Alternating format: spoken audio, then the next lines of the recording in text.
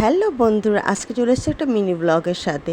তো সকাল সকাল ঘুমের থেকে উঠে সমস্ত কাজকর্ম সেরে নিয়েছি আর স্নান করে চলে এসেছি ঠাকুর ঘরে। আজ যেহেতু বৃহস্পতিবার, লক্ষ্মীর ঘট বসাতে হবে, তো দেখতেই পাচ্ছ এখানে ঘরটা রেডি করে আমি বসিয়ে দিলাম। আর এবছর না ষষ্ঠীতে যাইনি, কারণ কি বলতো, তোমরা তো সবাই জানো কী পরিমাণে গরম পড়েছে। আর এই অস্বস্তি গরমে ছোট বাচ্চাকে নিয়ে যাওয়াটা মানে নিজের উচিত ভাবলাম না, তাই এই কারণে বাড়িতে থেকে গেলাম। কিন্তু মাকে বলছিলাম যে সবাই ষষ্ঠীতে যাচ্ছে, কেমন যেন মনটা খারাপ লাগছে, তা ষষ্ঠীর খাওয়া দাওয়া বাড়িতেই হয়ে যাক।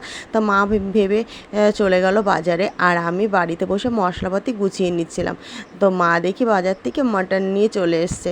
তো এখানে ধুয়ে দেখো রেডি করে নিয়েছি, আর তার সঙ্গে সঙ্গে না আমি আয়ুষের খিচুড়ির জন্য সবজিগুলো কেটে নিয়েছিলাম। দেখো মা কত ফল নিয়ে এসছে, মানে মোটামুটি ষষ্ঠী যা কিছু লাগে সব কিছু। তো মাকে আমি মশলাপাতি গুছিয়ে দিয়েছি, আর মা বাইরে চলে এসছে রান্না করতে। এই গরমে না আমি আর বেশি রান্নাবান্না করছি না। আর এখানে দেখো বাবুর 8 মাস পড়ে গেছে বলে ওকে আমি খিচুড়ি করে খাওয়াচ্ছি মাঝে মাঝে একবার।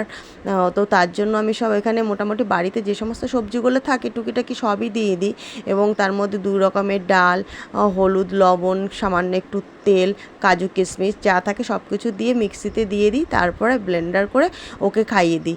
তো বাবাই দেখো এখন বসতেও শিখে গেছে, কিন্তু বেশিক্ষণ না বসে থাকতে পারে না। দেখো আমি হাতটা দিয়ে বারে বারে ঝুল সামলাচ্ছিলাম, ভাবছিলাম যে এই যদি পড়ে যায়, এই যদি পড়ে যায়। আর এতটাই দুষ্টু হয়েছে, বাপরে বাপ, কি বলবো, এতটা জেদ ওর, মানে যা ভাবে করবে তাই করবে। আর দুষ্টুমি ওর বিষয়ে কিছু কথা বললে মিচকি মিচকি হাসে। তো দেখতে পাচ্ছি এটা ওর ছোটো বালতিটা নিয়ে ভীষণ ভীষণ মানে পছন্দও করে আর আনন্দ পায় খেলা করে।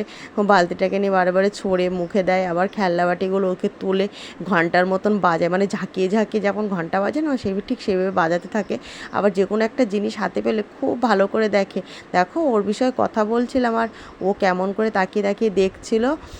তো যাই হোক, অঙ্কুশ চলে গেছে এই স্কুলে, খুব সকাল সকালে বেরিয়ে যাচ্ছে। কি বলো তো, এখন একটু সাইকেল নিয়ে যাচ্ছে, তো ওর মাসিমণির বাড়িতে মানে মেজো মাসির বাড়িতে সাইকেলটাকে রেখে তারপর ওখান থেকে বাসে উঠে চলে যায়। তা আমি আয়েশের সঙ্গে এখানে খেলছিলাম, টাইম পাস করছিলাম ওর সঙ্গে।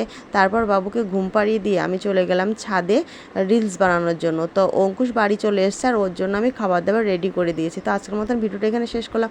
Tata, bye bye.